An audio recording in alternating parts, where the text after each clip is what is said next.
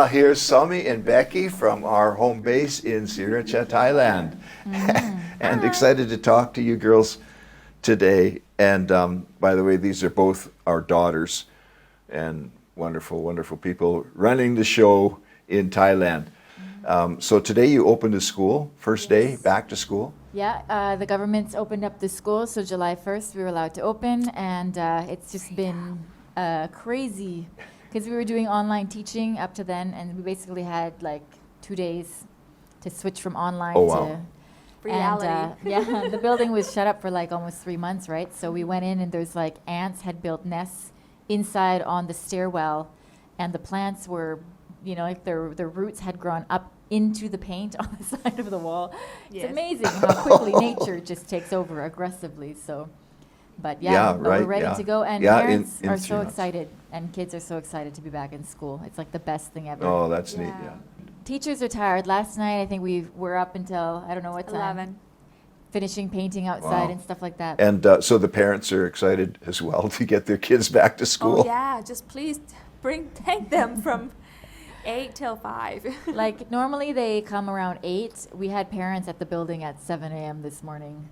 Like, is that right? Ready to drop their kids off. Well, kids are ready to, like, they just couldn't wait. So the point of the school is we want to be an influence into the community and into the families. Yeah. Education is great, you know, learning how to speak English is good, but what we really want is an in into the lives of our families, because we've got amazing families, and they have great vision for their own families. They have great goals, you know, they got a lot of things going on for them, but they have no God-given purpose. They're not walking in their destiny, right?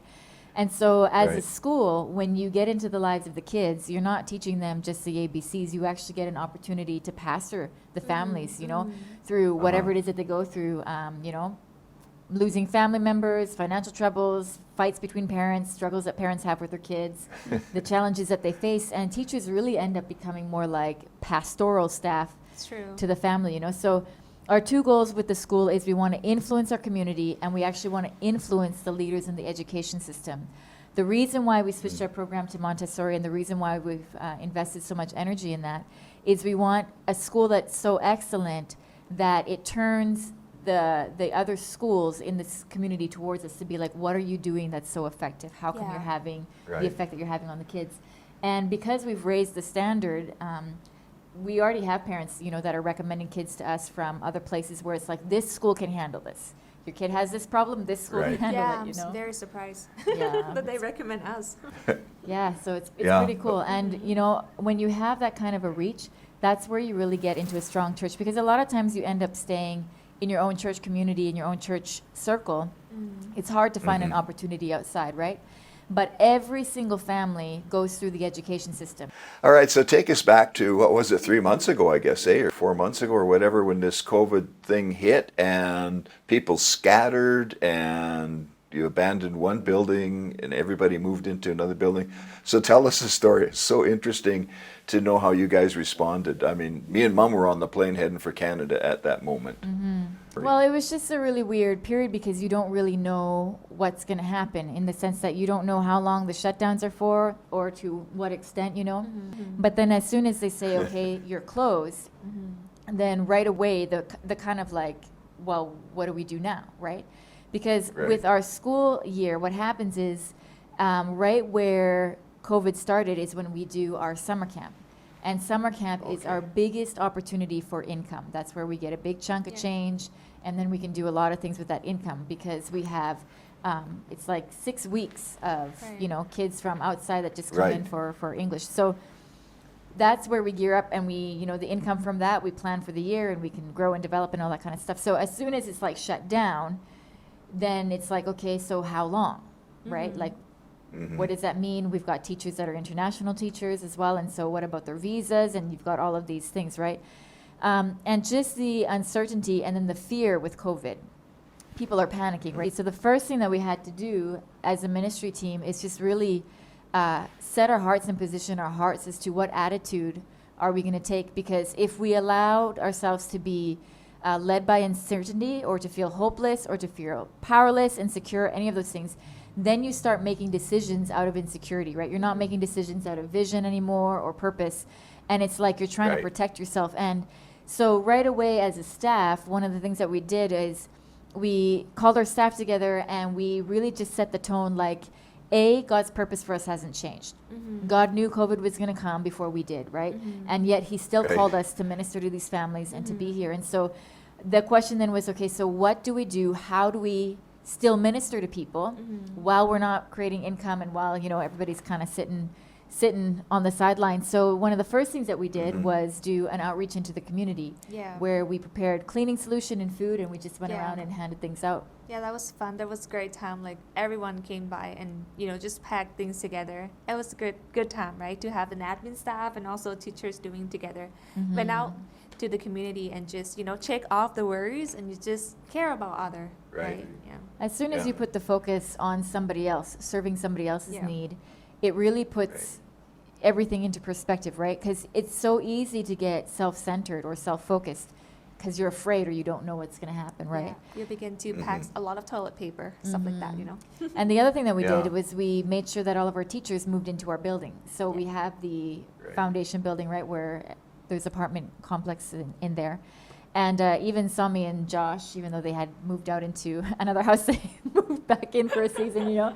And it was just like community, right? We had a couple evenings where we did like nails and food and just try to keep the party up. Something that's free, something that, you know, don't use a lot of money. But every night we just gather together and just make like it's like normal, you know, and actually make it better. So we built a lot of relationship, trust, and a lot of creativity during that season. It was fun. Yeah, we felt like we missed a lot of the fun there. You guys had so much fun going on. Barbecues and everything. Yeah, it was great. You see what we did to your living room, right? We turned it all upside down. Don't let Mom know. Yes.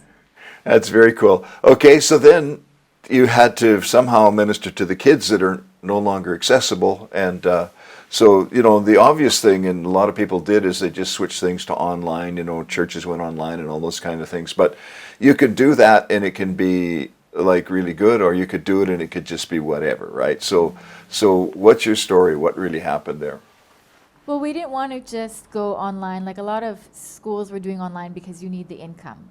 But when we're looking at our families, our kids, most of them are young, you know, so a majority of our kids are under the age of 5. It's really hard to actually teach them online, just have them sit in front of a computer, right? So we figured if we're going to do something, it's going to actually have to be like a program. It's going to have to be entertaining, because we wanted to provide a service that was really going to minister to our families, not just meet our need as a school, right?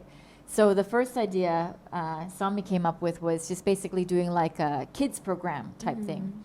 And that was kind of fun, getting our teachers to become like kid personalities on TV.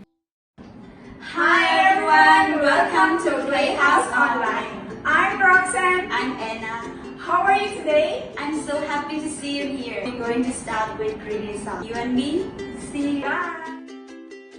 Yeah, it was so fun to see each of them, each personality out just so different, you know, and a lot of hard work of editing the unnatural things, you know, but it was a lot of fun because when I asked you for some advice, you said, let's do it for free. Let's just release it for free. So we thought, okay, let's do, you know, just how we did in the nursery, like a couple songs. And then we found out like, oh my gosh, we can use somebody else writing songs. So we have to write our own song. So we actually got one song. Two songs was made, just written by our teacher, and Josh just put the melody together. Oh, that's 3 songs, yeah. And then we put it together in the video, you know, and then we call this person up, call Becky up, and then do some story. And then we thought, oh, might as well use mom leftover cookie stuff, so we do some baking. Just keep going on and on. It was lots of fun. Right. It's basically one idea spurs on another, right? If you're just sitting there waiting for an idea to come, it's never going to come. Oh, yeah. But we had one small idea. Well, let's do something for the families. It doesn't have to be a long 8-hour day. But what if we did a 10-minute program for kids just to help them see our teachers, you know, hear the English? And one idea sparked another idea. And the benefits was, number one, it was causing our teachers to learn new skills, come into a schedule. They were still feeling like they were working, even though they weren't getting paid at that point. Right. But they had such a heart to serve our families that they wanted to do it. And then the second thing was us opening our doors up and saying, okay, here's something that we're just going to offer you for free, really caused our parents to feel like, okay, they care about us, right? We're not trying to get something from them. You know, we're not just trying to meet our own needs, but we actually care about them. And then from there, Sami had the idea to do this program called Busy Boxes or whatever, where you'd put activities together for the kids to do, and you would pair it with a video and ship them out, and they had some cost to them, so we were charging families, but just like hardly anything. Yeah. And it was cost you nothing. interesting because our families in-house, we had been offering free videos, weren't really purchasing them, but out-house, like outside of our influence, outside of our community, we had so much Yeah. response that we had to turn your house into a factory. It's a warehouse right now. We're wearing it out, but it's so cool. Yeah, it's true.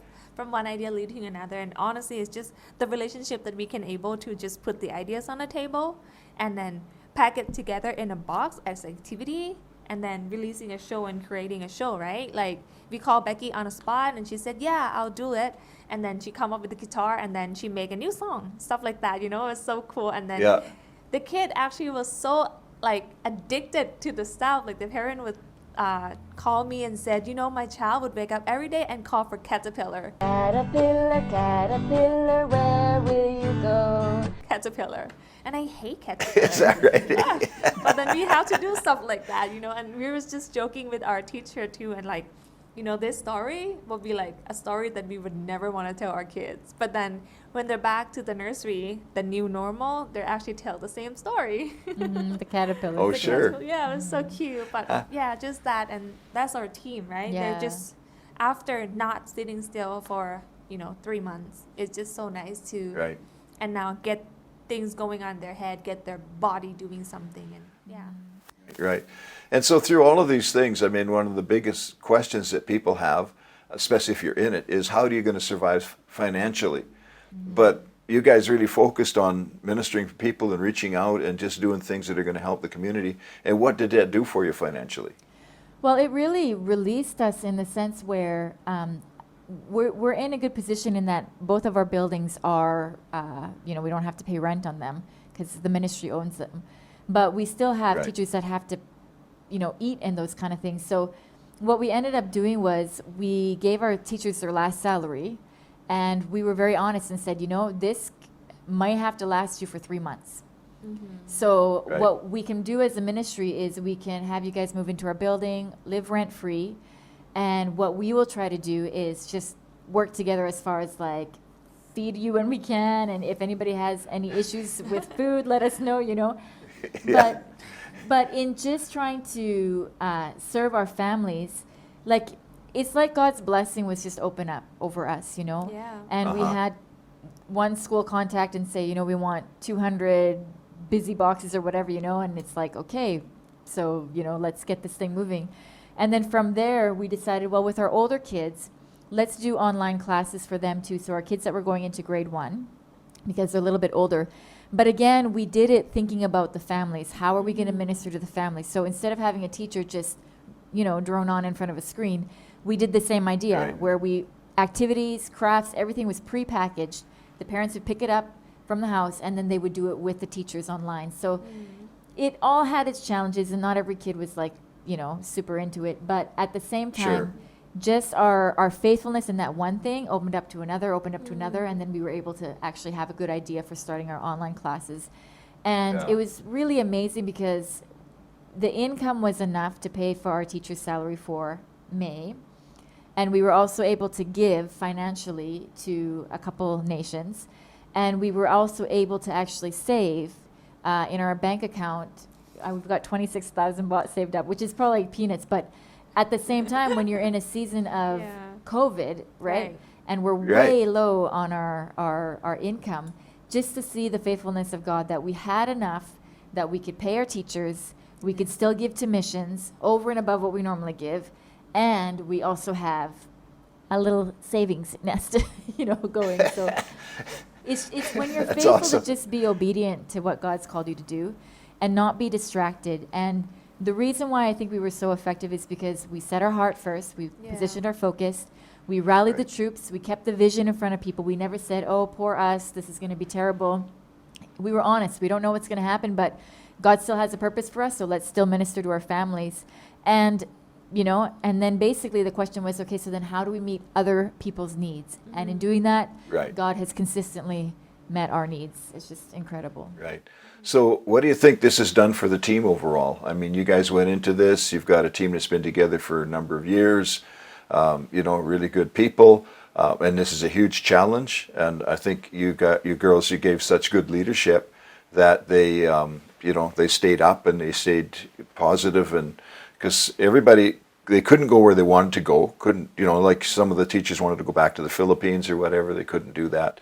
So what does the team look like now? Surprisingly, we actually had a couple of new teachers just join our team, and then Right, COVID started. right before COVID. Oh, right. So like our response to them would just be like, stay, or but then she decided to stay and even get up early and stay late to just be part of the team. And I think part of it too is, I don't know, I think they just see and they really, really honor, especially our leader, Matt and Becky, right? And they see like people who work hard, example like Anna, she nonstop, right? So it's kind of like give them some kind of encouragement, motivation, and also like new culture, like they can't just stay back, other people still get up and work, and we're not punching in and out, so they see that and they just join themselves in, and honestly it's amazing. I'm amazed to see that, and I'm so thankful and grateful every day. What do you think? I remember when we were sitting down and talking with our staff kind of in the beginning, and I told everybody, I said, seasons of pressure like this, it'll reveal what's actually in your heart. Yeah, whatever's in Right. you already, it's just going to magnify it, right? It's not that these seasons make you respond a certain way, but it shows you what's already in your heart. And so I think the reason why we were able to go through this so well as a team is because what's in our hearts of our teachers and our staff is vision, it is purpose, it is passion, it is, Right. there's not one teacher, one staff member, one admin person that is, selfish or short-sighted or anything like that. Like even with our admin team, because there wasn't enough finances for everything, we cut everybody's hours, and I didn't hear one person complain.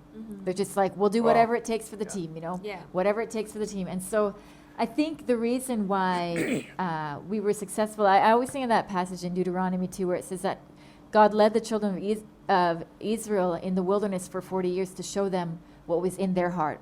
And a lot of times we think these pressing seasons are what make us or break us. But the truth is you're already built before then. And then these seasons actually reveal what's in you, right? And if what you see coming out isn't what you want, then you still have an opportunity to make a choice, okay? I see this coming out of me, but I don't want to be this person. I don't want to be the complainer. I don't want to be the fearful person. So I'm going to change my response, right? So I'm just so encouraged because I'm already so proud of everybody before this, but I just feel over the moon, like just the heart. I mean, last night we were painting and cleaning at the tower, and like every teacher was there way past hours, and everybody had a good attitude. Like they're singing while they're painting, and it's 11 o'clock, and they're just like having a grand old time, I haven't heard one word of complaint or, like there's so many things that could go wrong with all the pressure, and yet everybody's choosing consistently to just keep their heart right. And It's amazing. yeah, It's I'm just amazing. so proud of our team. So proud of Sami too, just really Thank stepping you. up to the challenge He's a sweetheart. and leading very Yeah, well. that's great. Yeah, well, you guys have been through a war together, and it does that, right? It builds the camaraderie, and you really do. You see what's in. But the neat thing is, what comes out of the hearts is such amazing, right? Such amazing character. But I think too, my observation is because you build that culture all the time, in good times and bad. That it doesn't matter what happens, and that is what's going to come, because that's the standard you set, right? This is the expectation. We expect to be winners. Right? We expect to have miracles. We expect to have great ideas and that kind of thing. So, yeah, you guys have done absolutely awesome. I really, I think this is a story that a lot of people could really relate to and glean from.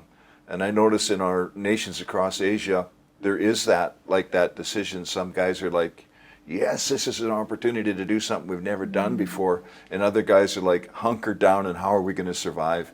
And those of us that focused outwards are so amazingly blessed. Who would have thought, right, that all of these amazing miracles could happen during a time like this? And so, yeah, we're really proud of you girls. And so we'll sign off this part, and and you guys are so tired. It's late there now, right? Yeah. You don't look that tired. Yeah, you do. You look really tired. I know you lead me through the wilderness and bring me out into your